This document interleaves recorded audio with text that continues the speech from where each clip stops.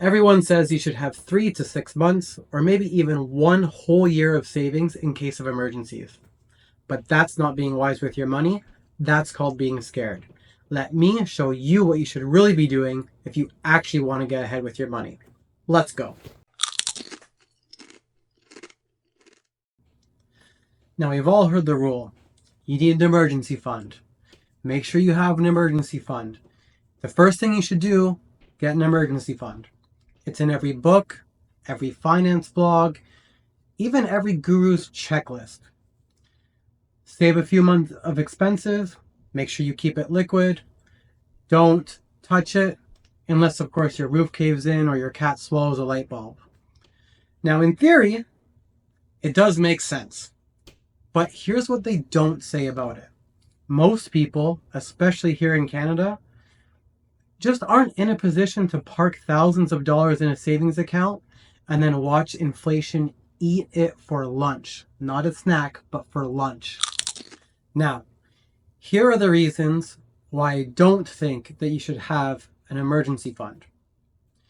If you've got any debt at all, especially high interest debt, like credit cards or payday loans, even a line of credit, it makes no sense to sit on all of that money while all of your debts are incurring way more interest than what you're going to be making. Keep in mind as well, if your emergency fund is not in a tax efficient account like a TFSA or an RSP, all the interest that you do earn, which is going to be very minimal, it will be taxed. However, all the interest that you pay on any debts that you might have, of course, will be paid off with after-tax dollars. Now, that's a huge, huge negative impact to you. So, it doesn't make any sense in the first case if you have any debt. Now, there are still other opportunity costs to consider, all right? The other being inflation, right? If your money is sitting there earning maybe 1% in a savings account, what happens if the stock market goes up, 5, 10, 15% that year? You missed out on all of those gains just to have that emergency fund in case you needed it. Let's play out a scenario. Let's say that you've got, $10,000 in an emergency fund. That might be great to have. You might sleep better at night. I wouldn't. But let's say that 10 grand sitting there because you might have a car issue. Well, what happens if your car runs fine for 3 years? You've just had $10,000 making 1% in a savings account for 3 years. Now, more importantly than that, let's assume that something does happen to your car after 3 years.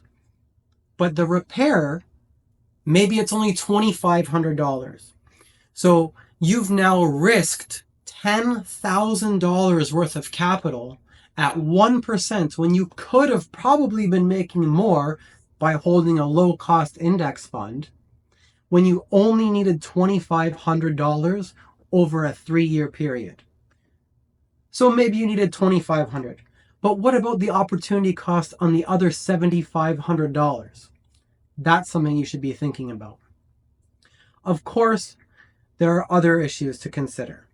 Inflation is naturally going to eat away at that money, whether or not you have some type of emergency issue or not. Inflation's always going to be there.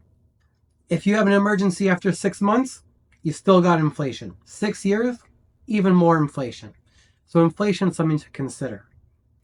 Now, what about credit? See, credit is a tool. Credit is something that you can actually use to get ahead. It's something that I use all the time. There are other ways that you can use money when you need money in the event of an emergency. Personally, I keep no cash. I have zero cash.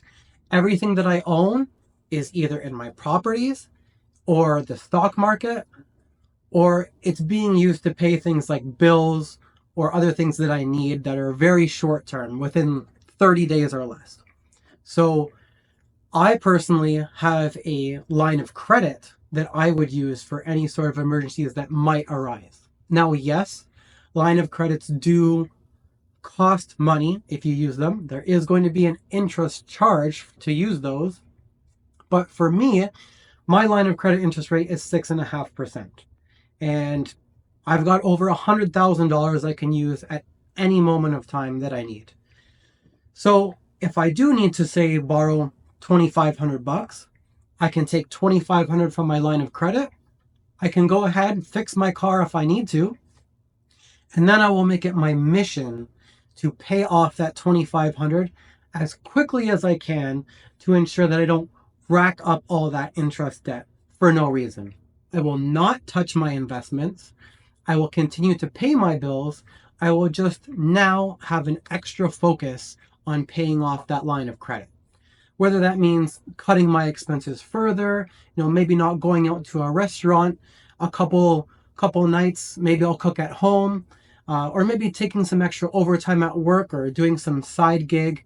Whatever I have to do to pay off that $2,500, I will go ahead and do that. But it sure beats just having, say, $10,000 sitting in an emergency fund earning goose egg. All right. So the other thing about emergency funds is we live in Canada, right? We have social safety nets in this country.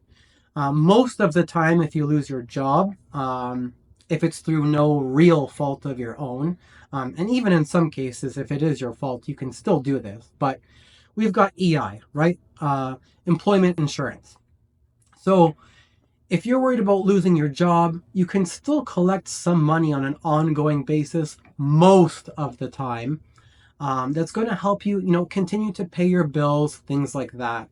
So there are social safety nets, and they don't just stop at the government.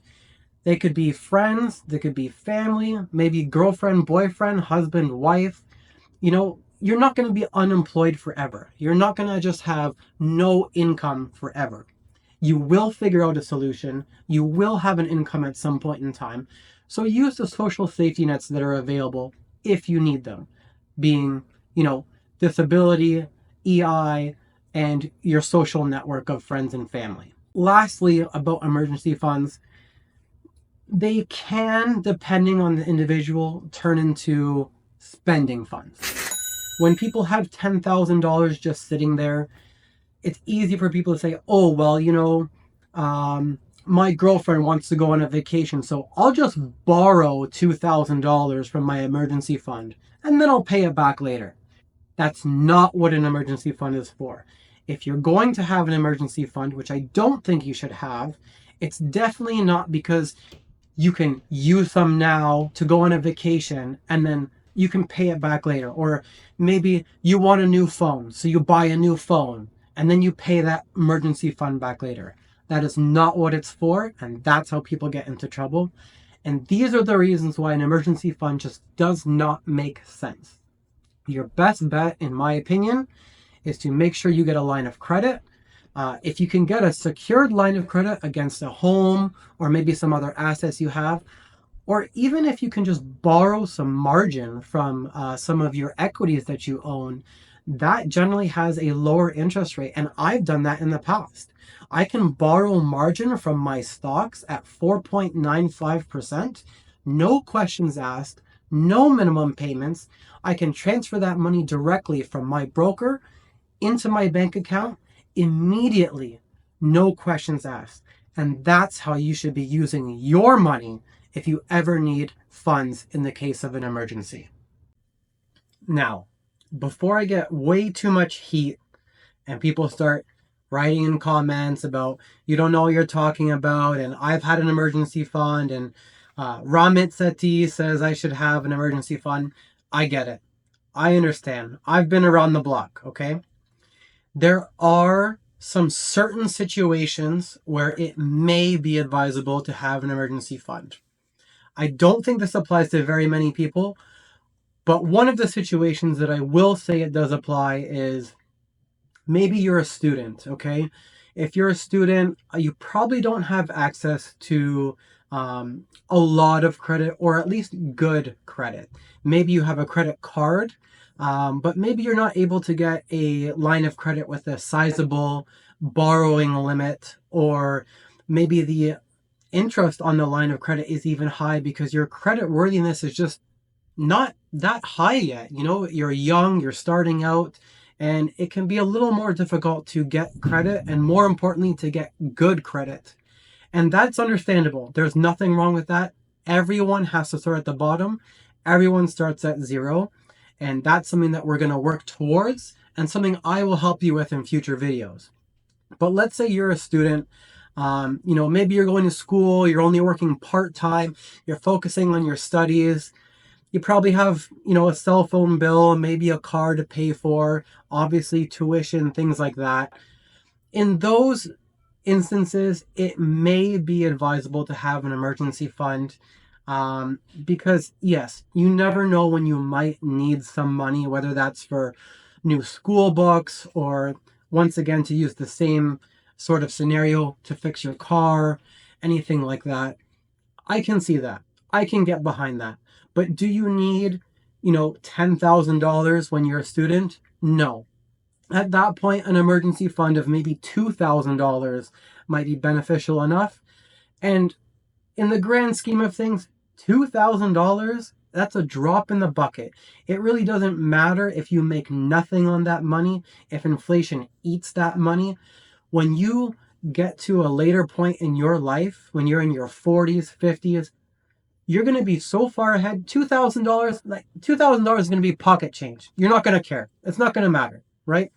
So there are some instances where it does make sense. And that's just because opportunities may not be available to you at that time. And that's totally fine. I've been there. Other people have been there. Some people are there right now, and maybe that's you. But this video is to help people understand how these things work, what is good, what is bad, and when something might be beneficial and when it's not going to be. So like I said, before I get too much heat, there are some very, very small and situational instances where this might be beneficial. But most of the time, for most Canadians, emergency funds just don't make any sense whatsoever, and I would never advocate to have one, and I don't have one. One of the main points of this channel that I really want to drive home is that this is no sugarcoating. This is a no BS channel. There's no fluff, no hype. I'm telling you what's actually going to work. These are some of the strategies that are going to get you building wealth, creating good habits, to eventually get to a point where you can enjoy financial freedom. Even to this day, people are still using emergency funds, and there's finance bros and gurus going off about how the first thing you should do is have that emergency fund. And I talked about that already. But why are we stuck in the past here? We have options. We should be moving forward. Money moves forward. Technology moves forward. Everybody is always moving forward. So let's move forward. Let's continue to find new avenues to drive our financial progress, our financial growth, and let's continue on finding solutions that benefit us. That's all we can and should do, and it's what we should be expected to do. And hey, if I've changed the way that you view emergency funds, you're going to love what I've got coming up next. I'm going to teach you how you can build credit, maintain good credit, and establish a credit score of 800 plus in Canada. If you like what you're learning on this channel, please do us all a favor. Hit that Snackscribe button. We're going to fatten our wallets one snack size lesson at a time.